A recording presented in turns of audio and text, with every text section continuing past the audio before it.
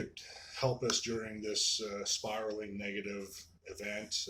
COVID-19 has certainly put a lot of us in a situation that is uncomfortable. Um, Everything from not being able to meet our people at work that we're normally seeing, kids being taken out of school, a lot of restrictions in our day-to-day lives. So I figured I'd take a few moments, share a couple of words to this regard. That, along with the economic crisis that is resulting simultaneously, many of us, even those who have not been infected by the virus or affected by it, even have been or are living with heavy hearts. We're living with negative thoughts, incessant negative thoughts in some cases, and pessimistic outlooks are pretty clear throughout the general society, at least from what I've been able to see.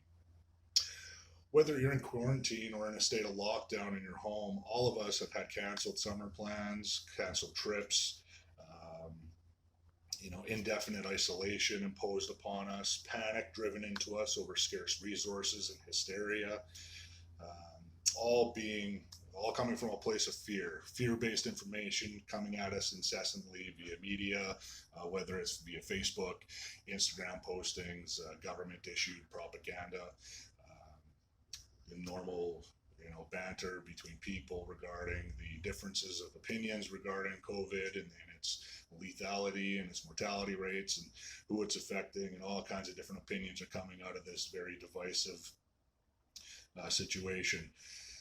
All of these have definite negative effects, and it applies to all of us. Whether it affects you, on the superficial level or deep seated. All of us are either physically, emotionally, or psychologically affected by the current climate that we're living through. And in many cases, all three of those will apply to some of the people, some of my followers here on this page. So a couple of things that I would, profess to, help us get through this particular climate. And in many cases, some of you who have followed me for a little while have heard me use this term before, and that's train the brain. In many of my posts, I've used that phrase, and as well as what's in your head. The first thing we can do right now is reframing the way we think about our current situation. Taking the I'm stuck inside and I can't go anywhere, there's nothing for me to do, and turning that into I can finally focus on my home and myself is a powerful way to offset the negativity that's being pushed on us by this crisis. As negative as the world might seem right now, think of this forced from home policy as an opportunity, a great opportunity to refocus your attention from the external world that we're so accustomed to have stimulate us and to distract us from all the things that are going on inside. Using that time to productively take a trip inside yourselves and look at some of the best things that make you you. That doing one productive thing per day from an internal perspective can lead to a much more positive attitude and can set your sights on long avoided tasks, whether it be a physical task at the home or a long avoided situation that you've been harboring for years inside your emotional or mental capacities. This is a great opportunity for us to attend to those particular needs that we may have distracted ourselves a little bit too heavily in days prior in order to get there. Reorganizing our homes, creating something you've always wanted to do. I know a number of people that are really, really talented, and those passions got put aside because they're not money makers.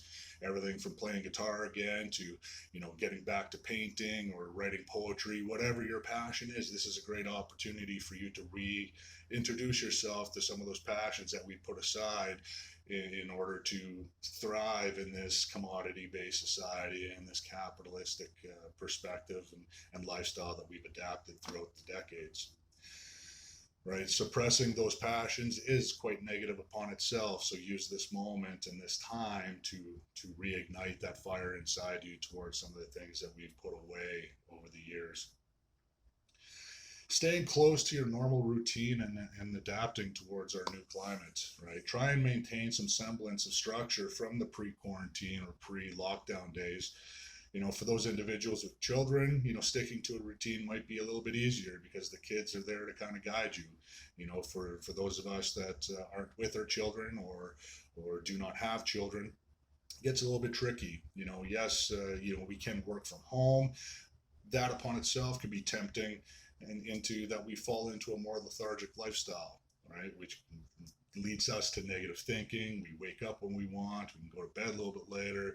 There's no real accountability process and check at the current time, which can really throw off our center of balance, and take us into places that might be maybe even a little bit more uncomfortable because of the difference of changing environments as well. So making sure you get up and go to bed at the same time or similar times, and try to keep yourself motivated with internal personal type of work, as opposed to reporting to your boss at a certain hour, punching that clock. uh, some even as simple as when you wake up, taking a shower and getting dressed for the day, as opposed to being in your pajamas all day, will go a very long way in keeping some semblance of structure to your life from the pre-quarantine days while we're navigating through this uh, right now.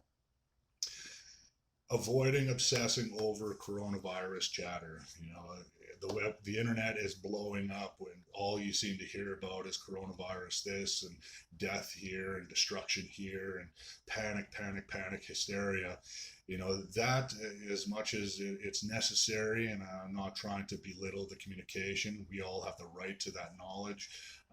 Focusing too much of our energy on that particular environment is just breeding. It's a breeding ground for negativity, which creates divisiveness between people's opinions, and it can really throw you into a spiral, a really dark spiral, as we wrap ourselves with that talk of unnecessary um, unnecessary sharing of opinions. The coronavirus is real. People are suffering. We're now tasked with doing our part, regardless of our personal views on it or personal opinions on what caused it, why it's here, what political motivations are behind it.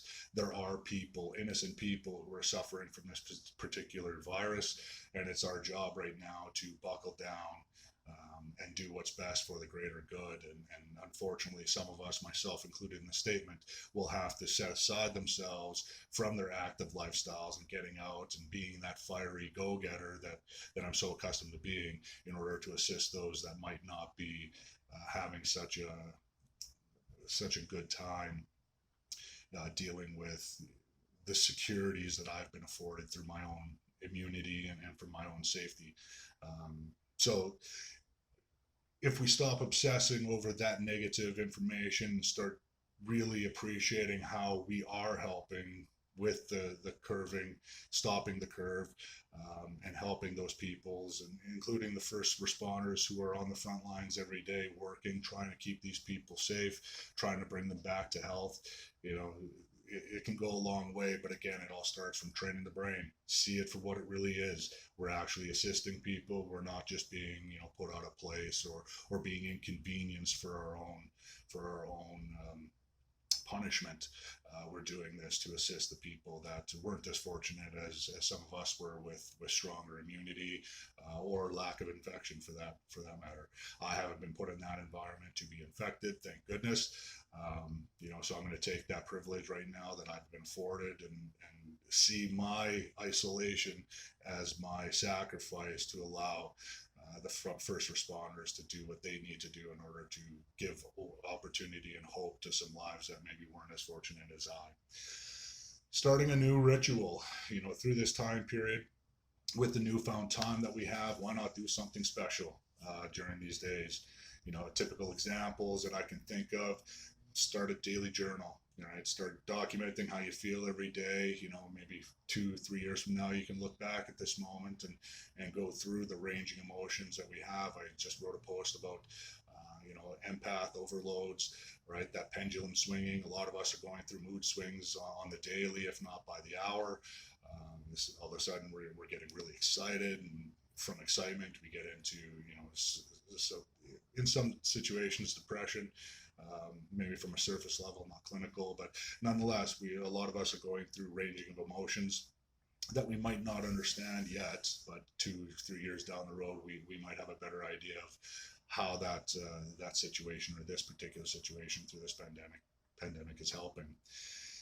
Connecting with, some people on your Facebook that you haven't talked to for years, myself included in this statement. I've got a number of people on my Facebook that are friends that I haven't reached out to over the years because time constraints. Well, now I've got some time and I intend on reaching out to some of those people to check in and make sure their health and safety is in check, see how their families are doing, and just reconnecting those long lost connections that I once held. That's something that a lot of us can do, especially if you do have social media, be it Instagram or other forms of social media platforms. You definitely have contacts on there that you should reach out to during this time where our excuse is lifted. We do have time now. Aside from that, starting your day off with a quick 15-minute home workout or meditation or yoga routine or whatever your thing is, starting your day off like that to set the stage for the rest of the day is going to go a long way in helping us get through this time period. When we wake up and we first thing we do is we're being thrown into a negative environment, it's going to change the dynamic of our entire day, which typically ends up with ending it off in a negative environment. If we change that perspective and we wake up and as soon as we rise, we get after something positive for ourselves, that can definitely influence the energy for ourselves going forward throughout the rest of the day, giving us that strength and that fortitude to walk into the social media platforms that are filled with negativity and dealing with people, helping people, coming across different opinions that may be rubbing us the wrong way. Taking that moment, just 15 minutes out of your day, the minute you get out of bed, and just doing something positive for yourself will go a long way in helping you cope with the situation. This situation is perfect for the development of mental health concerns, and I bring you this video for that purpose.